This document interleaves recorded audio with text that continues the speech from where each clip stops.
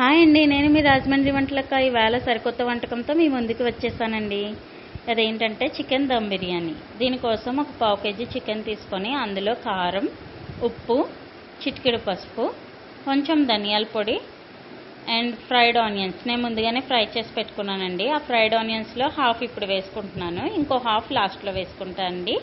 Fried onions and అల్లం వెల్లుల్లి paste and పెరుగు ఇవన్నీ వేసుకొని బాగా కలిసేలాగా కలుపుకోవాలండి. ఒక 5 మినిట్స్ దాకా కలుపుకుంటే చికెన్కి అవన్నీ పట్టి బాగా టెండర్గా తయారవుతుందండి చికెన్ పీస్ అనేది. సో లాస్ట్లో కొద్దిగా నిమ్మరసం వేసుకొని మళ్ళీ ఇంకొకసారి కలిపి దీన్ని ఒక ½ అన్ అవర్ అయితే ఫ్రిడ్జ్లో పెట్టుకోండి, లేదంటే ఒక సైడ్కి పెట్టుకున్నా పర్వాలేదు. ఓకే అండి, ఇలాగ మూత పెట్టి ఫ్రిడ్జ్లో పెట్టుకున్నానండి. నేనైతే ½ అన్ అవర్ తర్వాత బాస్మతి రైస్ తీసుకుంటున్నానండి. ఈ గ్లాస్తో 1 గ్లాస్ బాస్మతి రైస్ తీసుకుంటున్నానండి.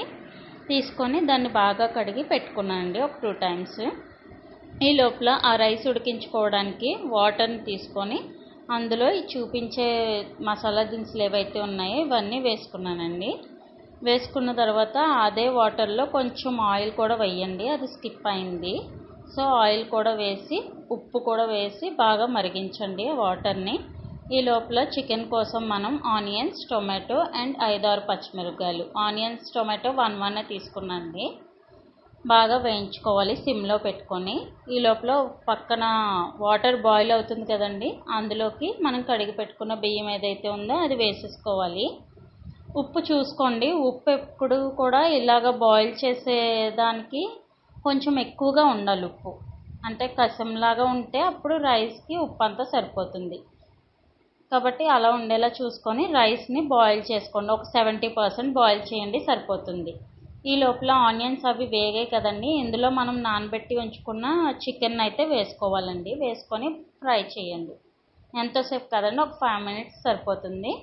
మూత పెట్టి 5 మినిట్స్ ఉంచితే ఇలా ఉంటుందండి. ఈ లోపల అక్కడ రైస్ కూడా మనకి 70% అయితే ఉడికిపోయింది. ఇప్పుడు ఈ రైస్లో ఉన్న వాటర్ ఉంది చూసారండి, ఈ వాటర్ని కొంచెం తీసుకొని చికెన్లో వేయండి. వేడి వాటర్ని చికెన్లో వేస్తే మనకి అడుగు అంటకుండా ఉంటుందండి బిర్యానీ. ఇది ఒక చిన్న టిప్.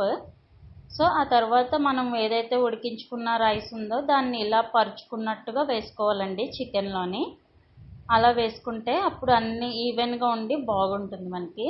ఒకేసారి వేసేసి కాకుండా ఇలా కొద్ది కొద్దిగా వేస్తే బాగుంటుంది. అలా వేసుకున్న తర్వాత పైన ఇలా సర్దినట్టుగా చేసి ఒక గరిటెతో దాని మీద మనం ఏదైతే ఫ్రైడ్ ఆనియన్స్ ఉంచుకున్నామో ఆ ఫ్రైడ్ ఆనియన్స్ వేసేయాలి. ఆ తర్వాత ఒక 2 టేబుల్ స్పూన్స్ నెయ్యి కూడా వేయండి, చాలా టేస్ట్గా ఉంటుందండి. అండ్ నిమ్మరసం కావలిస్తే మీరు యాడ్ చేసుకోండి, నేను ఎలాగో చికెన్లో యాడ్ చేశాను కాబట్టి ఇప్పుడు యాడ్ చేయట్లేదు. సో నెయ్యి వేసుకున్న తర్వాత మూత పెట్టేసి దాని మీద ఒక బరువు పెట్టండి దమ్ కోసం. నా దగ్గర ఈ బరువు సరిపోతుంది అనుకొని ఈ బరువే పెట్టానండి.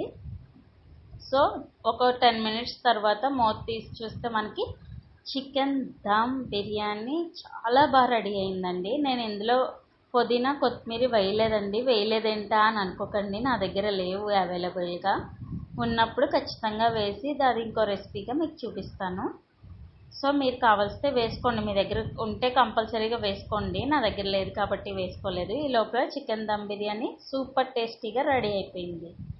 సో దీన్ని ఒక ప్లేట్లోకి సర్వ్ చేసుకొని పెట్టుకుంటే కర్రీ అయితే అవసరం లేదండి, ఇదే తినేయచ్చు అలాగా నిమ్మకాయ పిండుకొని ఆనియన్ పెట్టుకొని.